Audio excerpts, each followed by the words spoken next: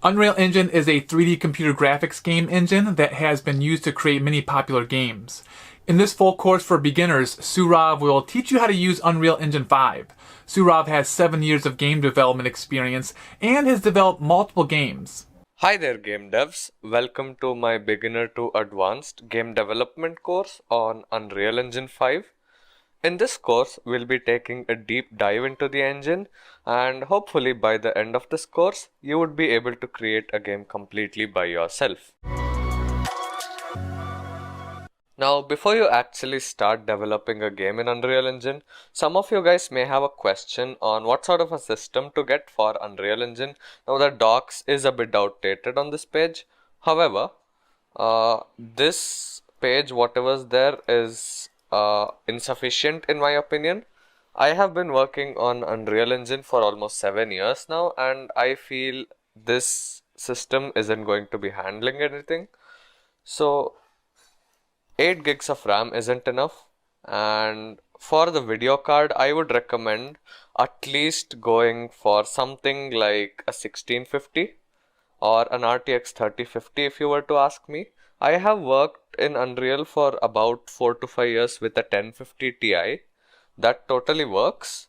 However, your experience isn't going to be that great, and you will have to turn down all the settings as well. And for the CPU, a Ryzen 5 or an Intel i7 would do. 6 cores or higher, preferably 8 or even 12 cores would be better. But make sure if you do get more number of cores, you scale up the other components as well. There are a couple of things. For example, in Visual Studio, when you compile a program, you will actually need more RAM as you scale up the number of cores on your CPU. So that's one thing to note. And if you scroll down, you would see this list over here. Although this system is highly overkill and the GPU is outdated, of course, one noteworthy thing is a solid state drive, which I highly recommend. Do not use a hard drive for your active projects. The experience isn't going to be that great. So with that all being said, let's actually start by talking about the installation process.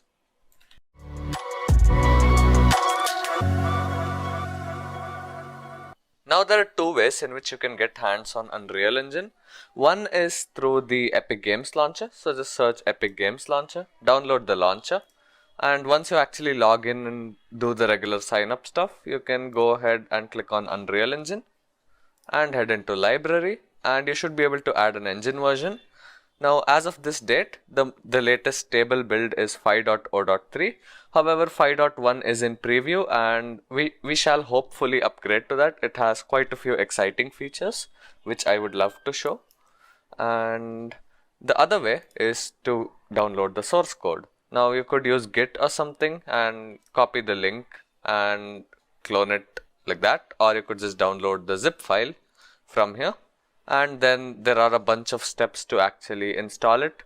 We'll be going through this later in the course, and also for more advanced users, those of you who will be working with dedicated servers might need the source build as well.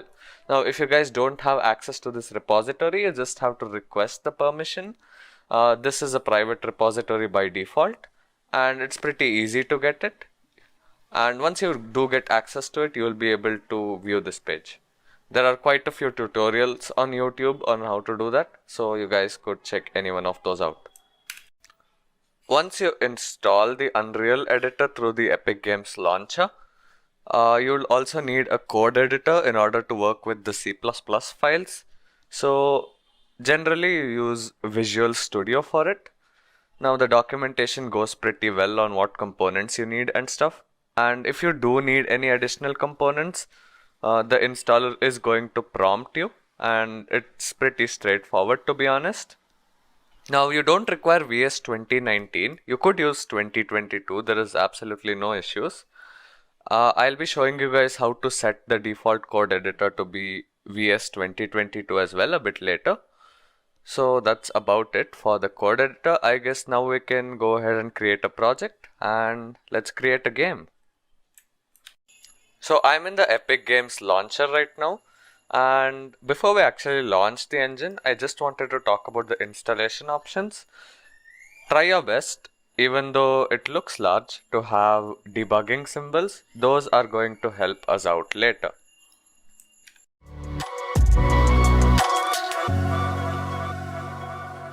Now you can go ahead and click launch. Once the loading is done, you should be inside the Unreal project browser where you can create your projects. Now yours might look a bit different. I haven't selected templates, so I don't see first person, third person and all that. However, our intention here is to learn, so we aren't really going to use those templates. We might look into them a bit later on, but for now we'll be starting with a blank project. And a couple of noteworthy things. Two things actually. The first thing is the project location. I always suggest having an Unreal projects folder in your solid state drive and maybe move them to a secondary drive if you're not working on them. Now for the project defaults, everything is fine except Blueprint and C++. Basically every C++ project will have Blueprint and everything else that you'll need to work with the editor. However, when you select a Blueprint project, there is one additional step if you want to start working with C++ as well. Please note that Blueprint and C++ work complementary with each other, and every project in my opinion should use a combination of the two and shouldn't be purely C++ nor should be purely Blueprint. So let's create a C++ project and let's leave it at desktop, maximum, and we didn't download the starter content so we don't have it, but that's totally fine. We can add it later on. Now for the project name, we can go ahead and name it. Let's call it beginner to advanced course, or I'll just call it beginner course.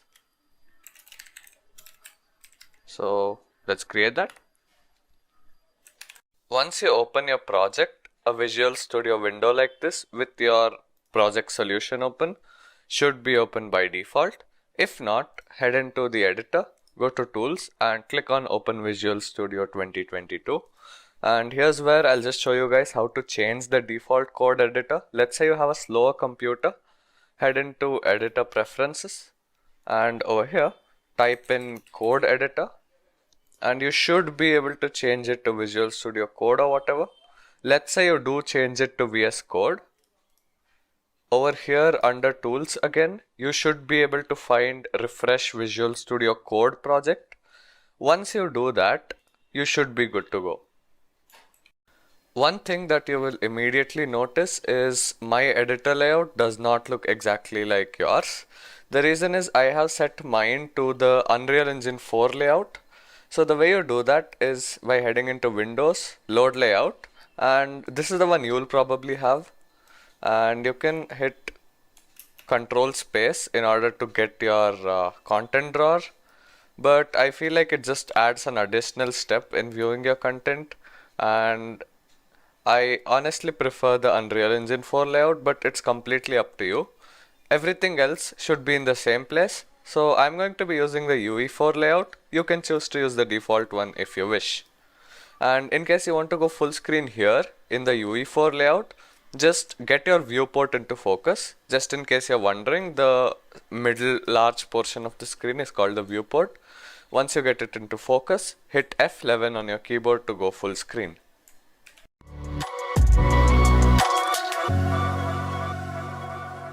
Let's start talking about the actual GUI of the Unreal editor.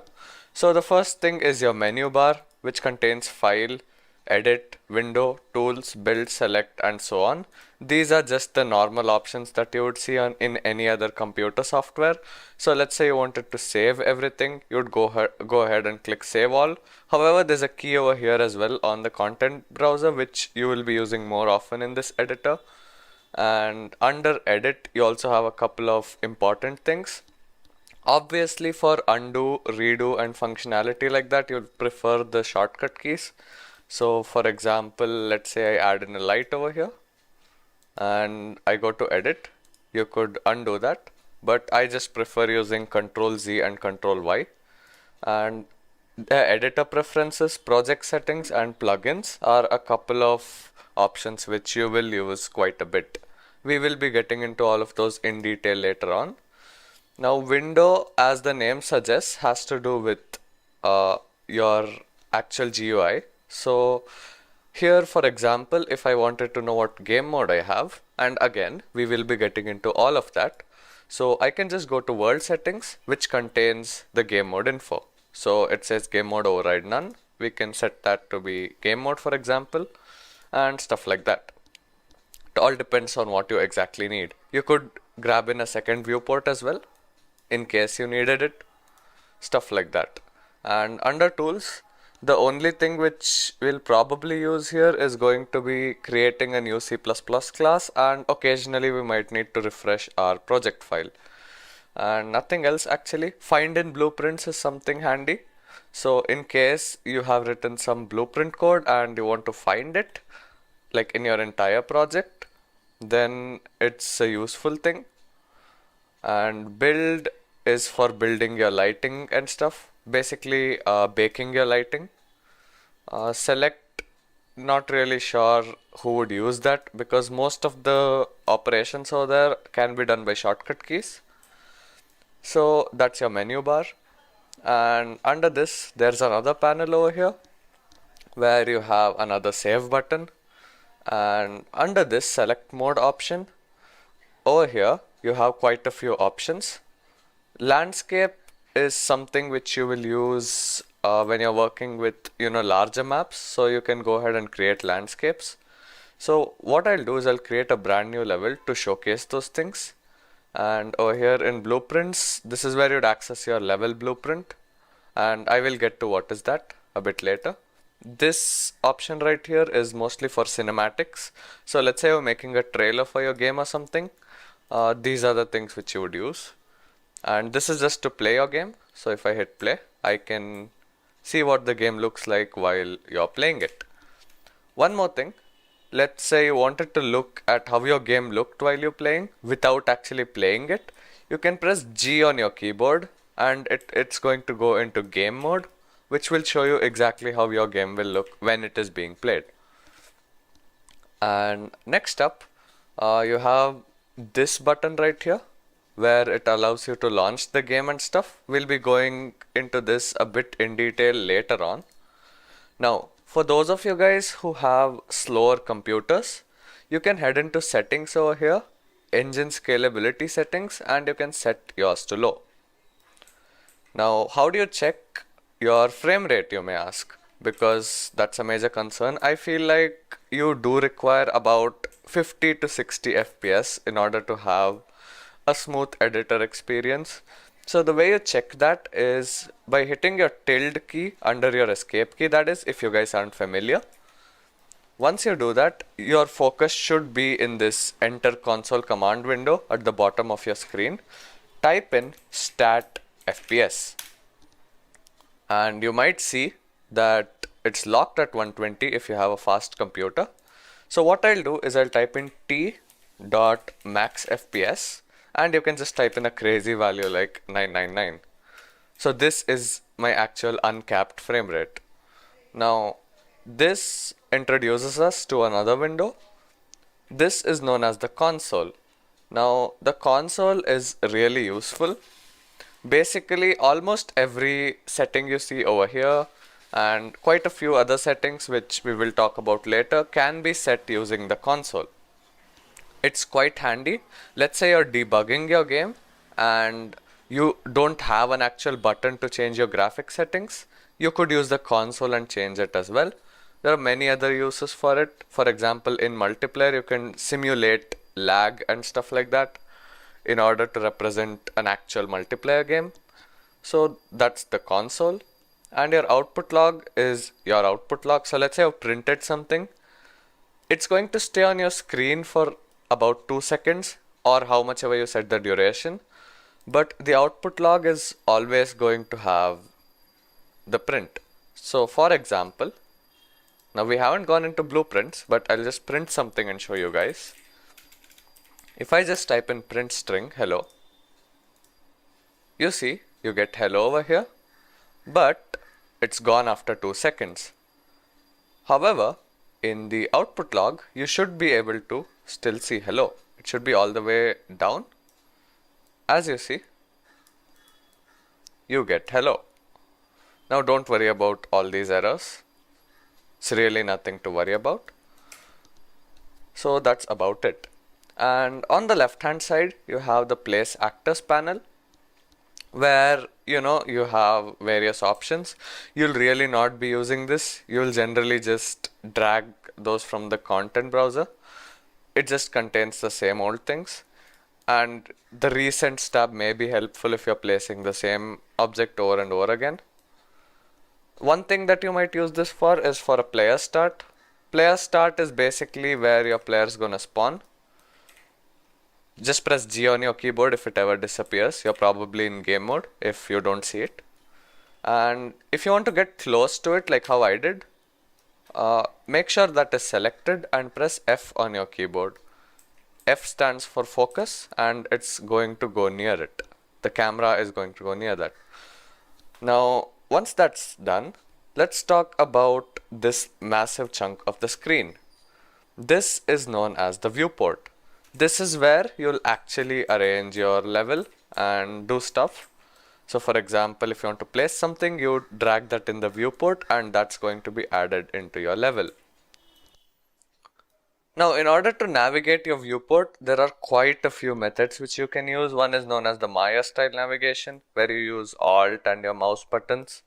And there are many other styles which I won't get into. It's kind of pointless. But there is one style which I personally prefer, and I feel almost everyone is going to prefer that. That is by using your right mouse button and your WASD. This is similar to how you move in video games, except you're holding the right mouse button here. So hold down your right mouse button and you can use your W, A, S and D keys and move your mouse. So this gives you all degrees of freedom. So you can rotate, you can pan around, you can do everything. So this is my favorite way of navigating. Just try it a couple of times. It's just a matter of getting the feel of it. And if I want to speed up the camera, which I will get into later, you can use your scroll wheel along with this and your camera speed is going to change. There are a couple of options again here. Now here, instead of the console command, you could use this as well to show your FPS. And there are quite a few other options which you would generally not use. Screen percentage is basically a resolution scale. You could set that all the way up there. I'd leave mine at 100. And this is to change between perspective and orthographic views. Let's say you're aligning something from the top. You would go to your top orthographic view. Now you might see everything is wireframe. So you can change that here as well. Go to lit. Let's say there are shadows interrupting your work. You could head into unlit. There are many other view modes which you generally use for optimization and things like that. But generally you'd stay in lit, unlit or wireframe itself. Maybe a couple of times you might use one of these other settings, but I've never found myself needing those. So that's there. And scalability is basically the same thing which we saw over here. I can set that to cinematic, for example. In my case, it shouldn't really matter. That's about it. And in these options on the right hand side, this one basically allows you to select objects. So let's say I click on this, I select this. Now let me get closer a bit, set into perspective. So if I click on this, I can select it. Now when I click on something, now I'll create another point light. When I click on something and I have it selected, if I want to move it, I can press W on the keyboard. Or if I want to rotate it, I can press E on the keyboard. And if I want to scale it, for a light it's kind of useless, but it is going to scale the radius, I believe. So for that I can hit R on my keyboard in order to scale things, or you could use these buttons over here. So this is for move, this is for rotate, and this is for scale. Alright, so once that's said, this button right here changes between local and world space. Now over here, if I just drag in a cube, for example, under shapes you should find cube, and if I change this to local space, now when I rotate this cube, you see the gizmo rotates along with it, and now I can move it along its rotation. But let's say I wanted to rotate it along with the world's XYZ. The way I do that is by heading into world space. So now you see it's aligned to the world's XYZ, that is your actual coordinate axis. But this cube is rotated, as you can see. So if I want to move it along that rotation, I can head into local space. Again, if you're familiar with 3D modeling software, these will sound pretty familiar to you. The next thing is grid snapping. Now, if I were to come close enough, you would see that it's moving in increments. It's not moving smoothly. That's because grid snapping is enabled and snapping distance is set to 10. So I can just click on this button and disable grid snapping, and now you see the object move smoothly. Same goes with rotation. If I disable that, I can smoothly rotate the object. If I enable that, it's going to rotate in increments of 10. Same with the scale as well. Now, this map is pretty huge and it's taking quite a while for me to actually go this far. So the way I can actually move faster is by using this camera speed button. So if I head into 8, as you see, we are moving very fast. One more thing is, if you scroll while using your right click and WASD, basically I'm using that to move. If you use right click and WASD and you scroll at the same time, you can actually adjust your camera speed. So I have my right mouse button held, I have WASD to move, and if I scroll forward, I'm going to move real fast. Now let's say I scroll backwards, I'm going to go slower. So you can adjust your camera speed with your scroll wheel as well. And of course you can adjust it over here. And if you want the camera to be even faster, you can go ahead and set this multiplier thing. And that's about it.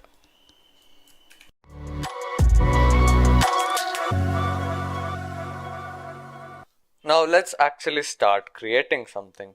So the way you would actually go about doing stuff is creating something under your content folder. Now you might have some things over here if you have enabled starter content and stuff, but in our case we don't have anything. So one thing is, whenever you create new levels, it's always advisable to have a maps folder in your content folder where you actually put all your maps. So head into this folder, and in order to actually create a blank level where you can start making your own, right click, click on create basic asset level, or you can head into file new level, anyway is okay, and we can call this one beginner course level. You could call it anything you want. Double click on it to open it up, and I've already saved it. It's asking us to save this map actually, so actually don't save this. Now head into your project settings, and this is where we start talking about some of the things which you might need. The first thing is maps and modes. So in order to decide which level is going to open when you start the editor, this is where you actually set it. So anything associated with your project will be over here. So for example, your input bindings is something which you'll use a lot. So all of those are there in the project settings.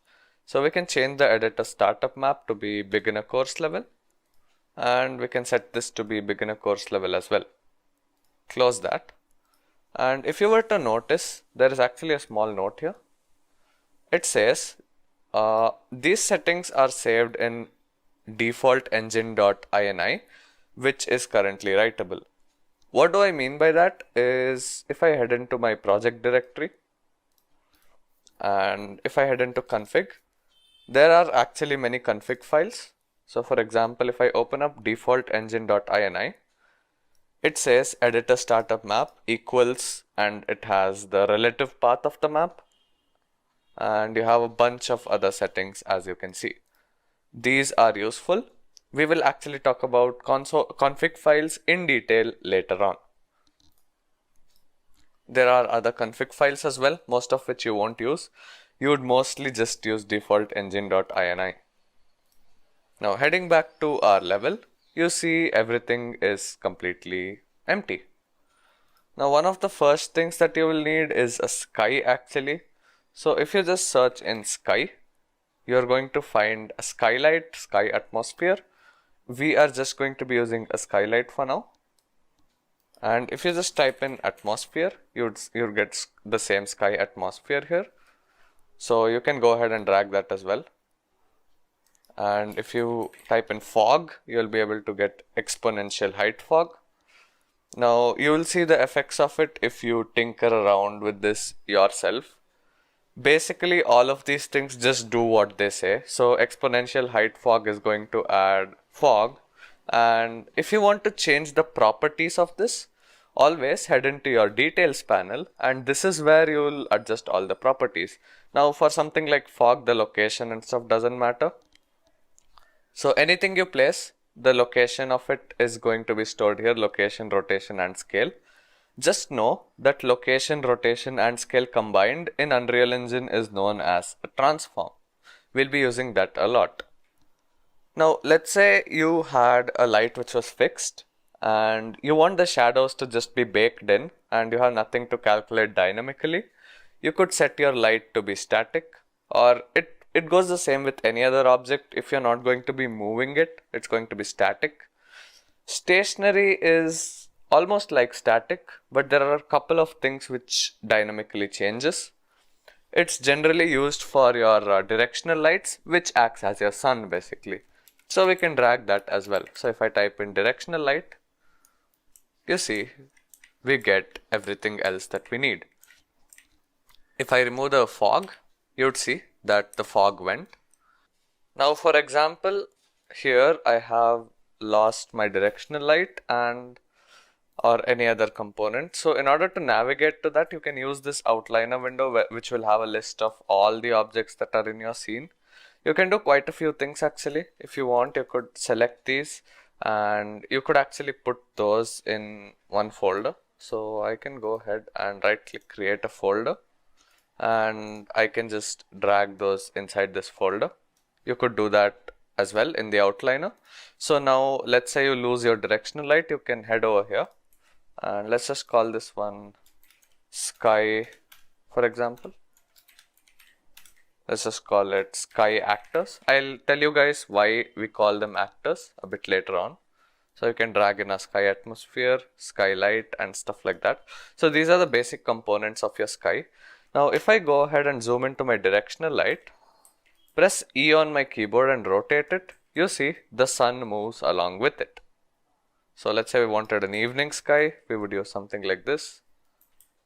And if you would notice, the mobility is set to stationary. You could set it to movable, then everything will be calculated dynamically and you won't have to build the lighting. You could set it to stationary as well. You could set it to static if you don't have any moving objects in your level. Now let's go ahead and just save everything. Now let's start actually creating something in our level.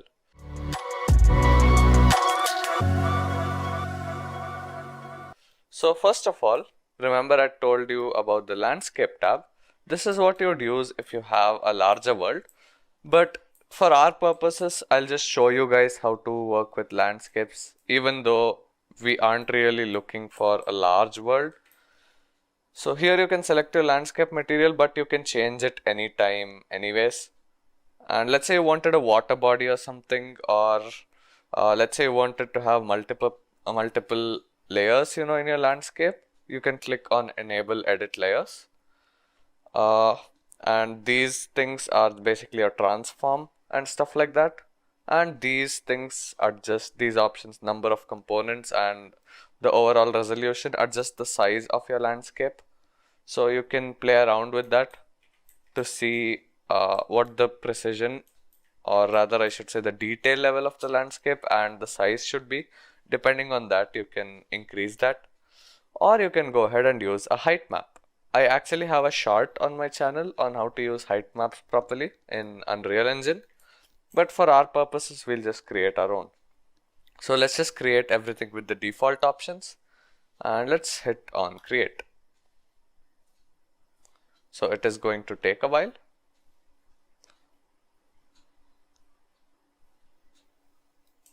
And once we're done with that, we have a landscape. Now if I go ahead and press play, as you can see, I can navigate around this landscape just like you can navigate in any other level. So now what I'm going to do is I'm going to edit the landscape. Now these are the tools that we'll be using to edit our landscape. So you have to be under landscape mode, and under this section over here, you would find sculpt. You can increase the tool strength. You can get the brush type over here as well. One thing that you will use is probably the alpha brush. Basically you can have your own mask and stuff, but for our purposes we are going to be using the regular old circle brush. So I'll just increase the size. This need not be the limit actually. I can set this to 10,000 as well. So if I go ahead and do that, you see we have kind of a mountain here. Now what if I wanted to randomize the bumpiness in the map? I could use noise. So you see it's going to be like this, but this is overkill. So I can go ahead and change the tool strength to something like 0.05. And as you see, this is a lot more reasonable. So this is what noise does. Flatten, as the name suggests, is going to flatten your landscape at that level. So let's say select this level. Everything else is going to go to that level if I use flatten. Now obviously you can increase your tool strength if you wish. Completely up to you. And there are many other things such as the brush fall off. So basically if you want a softer brush, so you could use the brush fall off and increase that. If you want a completely hard brush, you could go ahead and use this, but as you can see it produces harsh effects, so we aren't going to be using that. Again, completely up to you. And erosion is basically if you wanted to create natural looking slopes and stuff. So for example, so I'll just reset some of these settings here. So something like this, you could experiment and find out what each one does. But generally you would stick to sculpt, smooth, flatten, ramp, and maybe sometimes you'd use erosion and you'd use noise. And let me show what ramp does real quick. So if I select ramp and if I go ahead and click somewhere and click in another place and click on add ramp, you see it bridges those two locations with a straight line, and this is going to be a ramp. You could add a ramp anywhere like this. So I can go ahead and do this and I can click enter, or I can press add ramp on the menu over there and it's going to add a ramp. Now if you had a character or something, you can walk over it. Now again we can use the smooth tool in order to smoothen this out. So now these two, this intersection looks seamless. So these are basically a landscape editing tools. There is not much depth to it, and not sure what erase does actually. So I've never used erase, to be honest. You would just undo changes if you really had to. And one more thing, if you wanted to do the inverse of an operation, so let's say I am sculpting a landscape. So let's say I wanted something like this. So I'll increase the tool strength. So make that, let's say 0.14. Now this is one way, but what if you wanted a pit instead of a hill? The way you do that is by holding shift. It's going to reverse the operation and it is going to make a pit. Same goes for the other tools as well. Shift is going to be the inverse of the operation. So that's about what you'll use in the Unreal editor most of the time. So now we can start creating our own assets. Make sure you first of all go into select mode again. Don't forget that. And now we can go ahead and start talking about blueprints.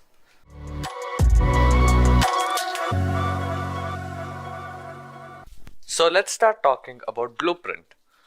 Blueprint basically is the visual scripting language which is used to write game logic in Unreal Engine. So Blueprint code can be written in many types of assets. If you right click, go to Blueprint class, you can write Blueprint code in most of these assets. And we will get to some of the important ones a bit later. For example, actor, pawn, character, player controller, game mode. There are a few others such as the game state, player state, and so on. We'll be getting into all that. Now, the most basic type of blueprint is going to be a level blueprint. So if you head into this menu over here, click on open level blueprint, you'd see you'd get a blueprint associated with your level. Now, begin play is, as the name suggests, something which is called as soon as the game begins, or in this case, as soon as you open the level.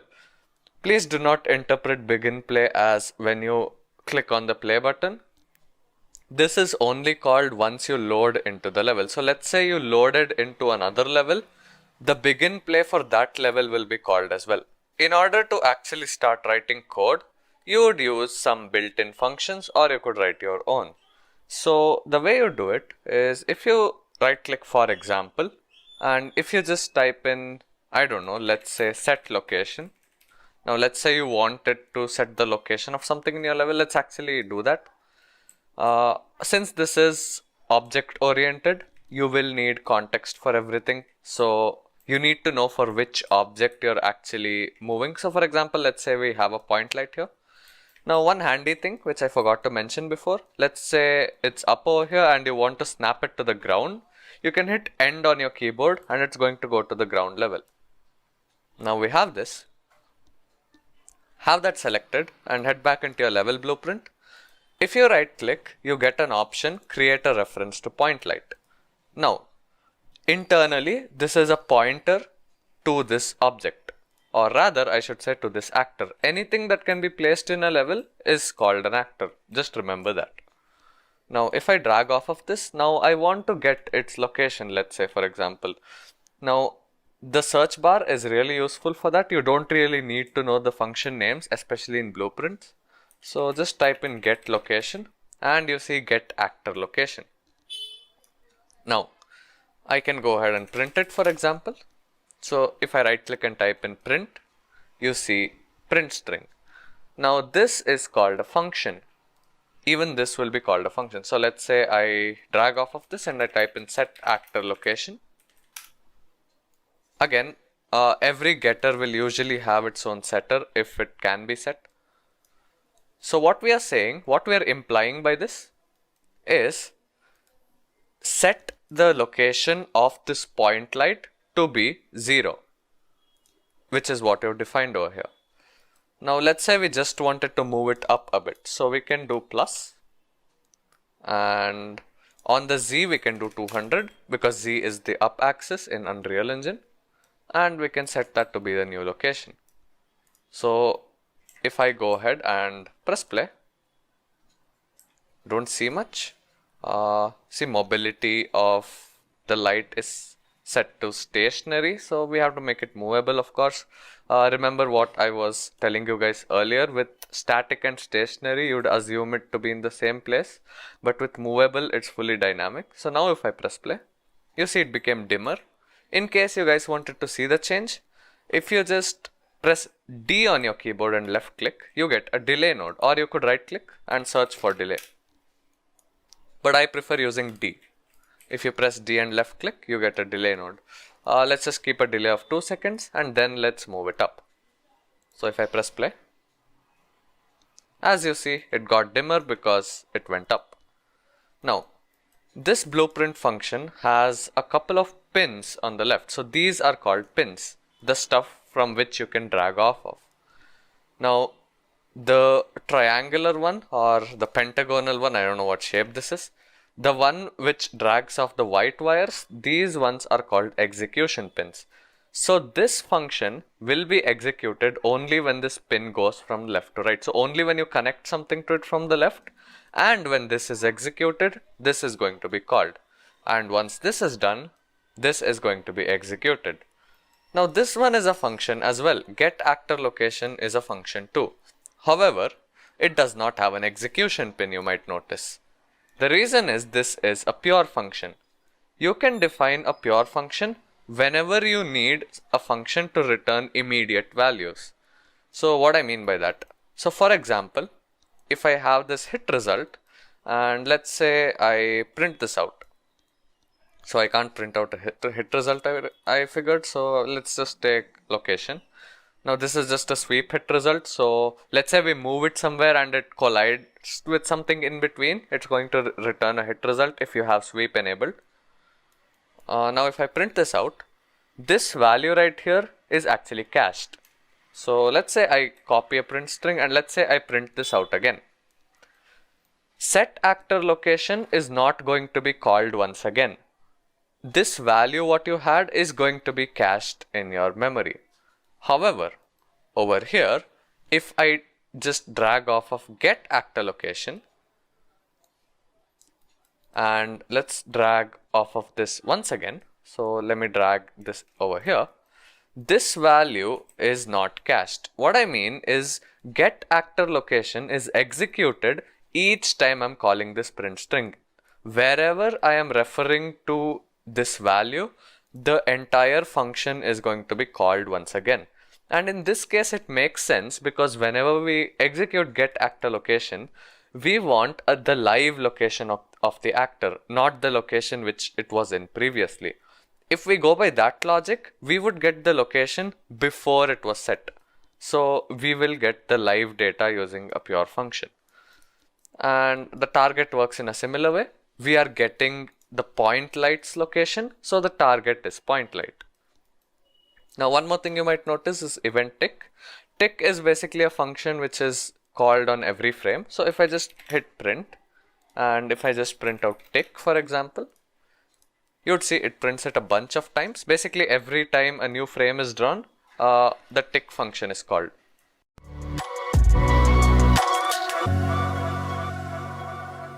Now whatever I told you guys is just a vague overview of how Blueprint works. So I just talked about execution pins and that it's object oriented and types are color coded. But now let's actually start talking about them one by one. So the first thing you'd want to do in any sort of a programming language or if you're writing any code is first of all be able to store data, and that's done through variables. Now the way you create a new variable in Blueprint is by clicking on this little plus icon on the left hand side. This menu is available in almost every Blueprint. So click on the plus icon and you can create a variable. Now let's just call it my variable for example. Now over here, since Blueprint is based on C++, obviously you have to define a type for it. So by default it's set to Boolean, but you can select any one of the other types. I'll go over some of the important ones. If you're familiar with C++, these things will seem pretty simple to you guys. So Boolean is basically a true or false value. So for example, if I drag my variable and let's say you want to get the value of a variable, you can drag it and hit get. So this is going to be the value. So off of this pin, let's say I type in if. We'll get to branching and stuff a bit later, but I can do stuff like this. Since this is a true or false value, if this variable is true, this execution pin is going to come out. If the value is false, this execution pin is going to come out. So that's basically how it works.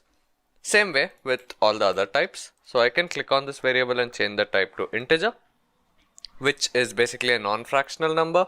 Int64 is basically a 64-bit integer. So let's say you have larger numbers, so you'd use integer 64. However, I don't really find many use cases for it. Float is a decimal number, and then you have name, string and text, all of which are string types. Most of the times you'd be using string. However, in some cases you'd use name as well, for example in tags, which we will talk about later. And text is mostly used for UI and stuff like that. So if whatever you see in menus and things like that, the strings over there are stored as text. So that's the data type you'll use. Now a vector is a struct with 3 floats in it, x, y and z. Now obviously if you don't know what a struct is, we will again talk about that, no issues. Rotator is a similar thing, except there is a limitation on what values you can have. You can only have a value of 0 up until 360. Beyond that, the rotator is going to be invalid. And transform is basically a struct again, which contains a vector, a rotator, and a vector. So location, rotation, and scale. So this is transform. These are the fundamental types which you use most of the time.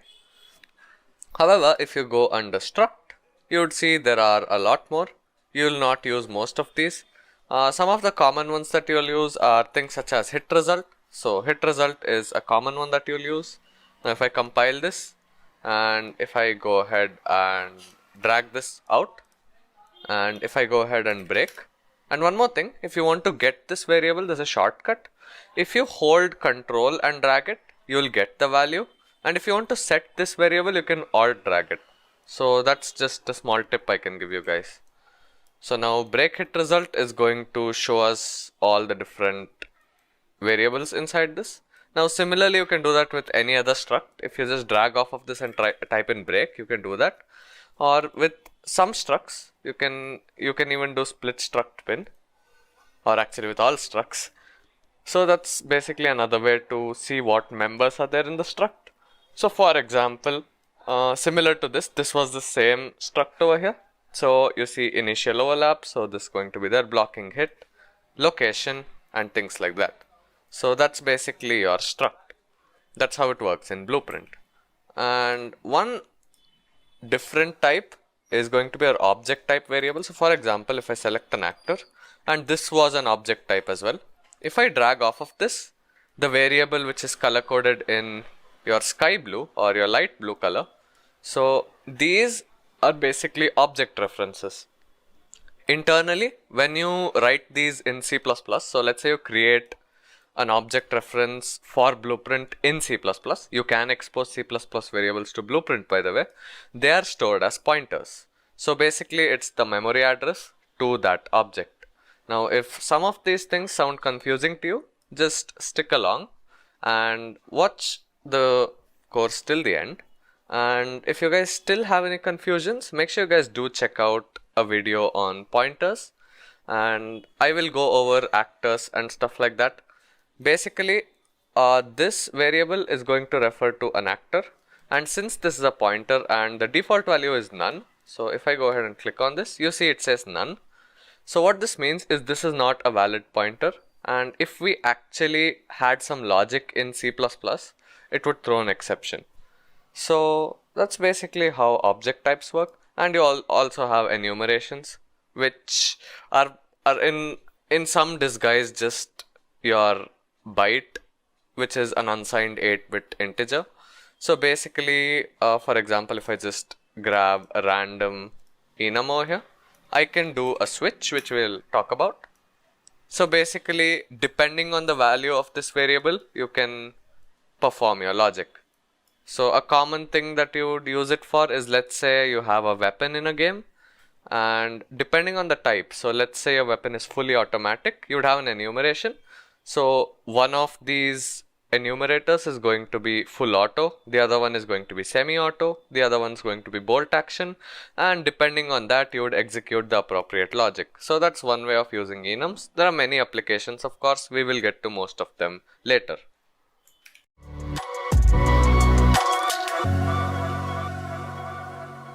Now that's about how you basically create variables. So now let's actually talk about a few special types of variables, namely structs and enums. Now I did show you what's a struct and an enum, but I'm pretty sure it went all over your head if you're a beginner. So let's just delete that and click on this variable and hit delete to delete that as well. Compile and save that. Now go ahead and right click, create a new folder and call it structs. And I'm doing this in my content folder. You could do it in the same place if you want to follow along. Right click, go ahead into blueprints and create a structure. And for now, let's just call it my struct.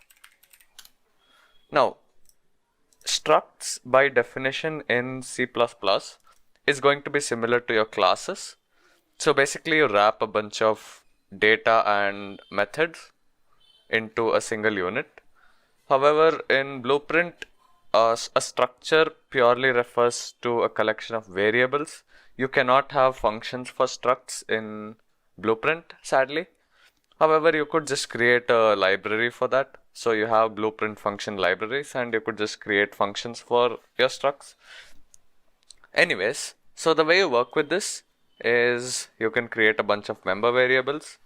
A very simple example is going to be a 2D vector. Unreal Engine already has a 2D vector type, but just for demonstration purposes, let's just create one. So let's just call this x and make this of type float because it's a decimal number. Add in another variable, make it of type y, and make this of type float once again. So basically, my struct is going to contain these two variables. Now if I head back into my level, make sure you save this. And if I go ahead and right click somewhere and type in my struct, you see you get an option called break, make and set members. So if I go ahead and press break, you see you get options x and y. Now just like how you create an integer or any other variable, you can create a struct as well. So let's just call this one, I don't know, maybe my variable once again. And it's going to be of type my struct. So my struct is the type. So this is our user defined data type. Now I can go ahead and get this. I can right click, perform split struct bin once again. So this is basically how structs work. Basically you have one variable which stores multiple variables within it. So this can be very handy. For example, in this hit result, you have all these variables. Now they need not be the same type. The types can be heterogeneous. So I could have an integer over here. I could have a string over here. So let's say I have a student struct. I could store name, his roll number and stuff like that. So just a vague example over there. So that's basically how structs work in Blueprint. So I'll just delete that. We don't really need it, but we'll keep my struct. Let's actually have something more descriptive. Let's say we have name and let's say we have points. This makes no sense right now, but we can use this a bit later on. And you could anytime add a new variable, but remember, avoid removing variables from structs. Sometimes they do cause some issues with the Blueprint, so be careful with that. In C++ though, it won't be too much of a problem since you refer to the members by their names. So that's one thing to note. Now one more thing, if you guys want to set the members of a struct, what you do is you just type in set members and you can get the struct name, that is my struct in our case. So we can use this and set the members.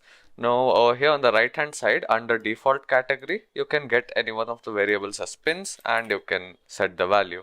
Now obviously you will need to tell it which struct. So let's say you created a variable of type my struct. So my struct, you can go ahead and pass that as the struct reference. Now this is a reference because this pin over here is diamond in shape or a rhombus or whatever that is. So that means it's a reference. So it is referring to the actual variable that you pass in.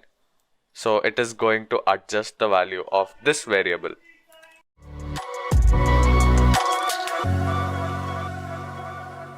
We will deal with a lot of structs as we move on. However, there's one more special type which I would like to mention, and those are enumeration. So I will right click, create a new folder, and I'll call this one enums. Open it up, and over here I can head into blueprints again and type in enumeration. So this is basically a list of values and you could perform your logic depending on this list. So let's just create an enum and let's call this one my enum again. Now over here you can add enumerators which basically are list items. So let's say add 3 items. So for example, let's take names of fruits. So apple, banana let's say, and maybe a mango. Now once you do this, these are basically the enumerators which are there, and I will show you guys what it actually implies. So I'll just go ahead and create a new variable and I'll call this one I don't know, let's say fruits choice, for example, and it's going to be of type myEnum. Now internally, ultimately an enumeration is just a number. Basically it's a number between 0 and 256. So for example, over here, apple is going to be indexed to 1, banana is going to be mapped to 2, and mango is going to be mapped to, 1, and mango is going to be mapped to 2. So 0, 1, 2. So that's how it's going to be internally. Now obviously you can give a description as well over here in Blueprint. So if I just drag this in, now by default it is set to apple. You can see the default value on the right hand side, and we will talk about all these options a bit later on in the variable section. So just to be brief, if you are like creating new objects in your scene, you would need some of these, and for multiplayer and stuff you would need replication, and we will talk about them in depth, so nothing to worry about. Now you can cast it to a string. So Unreal has it built in to give this out as a string. So if you see, you should get apple printed. Oops, I have something on tick, so let's just delete that. So nothing's printing. Okay, we have a delay of 2 seconds. Let's just delete the set actor location stuff and just print this in. And we could actually change this as well. You can copy this and paste it by hitting Ctrl D. So if you click on this and hit Ctrl D, you can duplicate it. And if you drag off of this, you'll see you can perform a switch. So basically, if the value of fruits choice is apple, it's going to perform this logic. So let's just say healthy, for example. And for banana, let's just give something else. So it honestly doesn't matter. Copy that over, and let's say we give tasty for mango. So if I go ahead and press play, you should see it says apple and healthy. Now if I set this value, so if I alt drag it and I set this to banana, now you should be able to see that it prints the second string. So this is basically how enums work.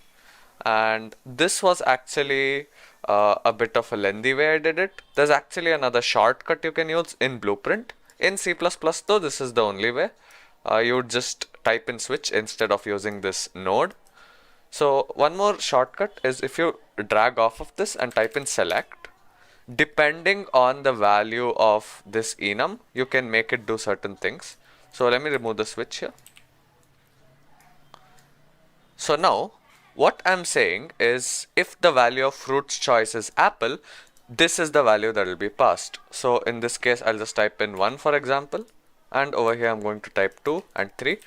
So what we are saying is if the value of this enumeration is apple, it's going to print out 1. So the value which will be returned here is going to be this value. Same with the other two choices. So if I press play, you see it says apple and it says 2. That's because we had set our choice over here. If I change this to mango over here, we are going to get 3. So that's basically how enumerations work.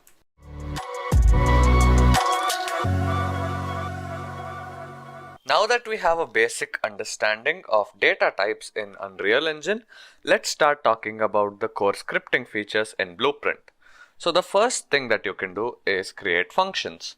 Now a function is basically a block of code which adds functionality to your program.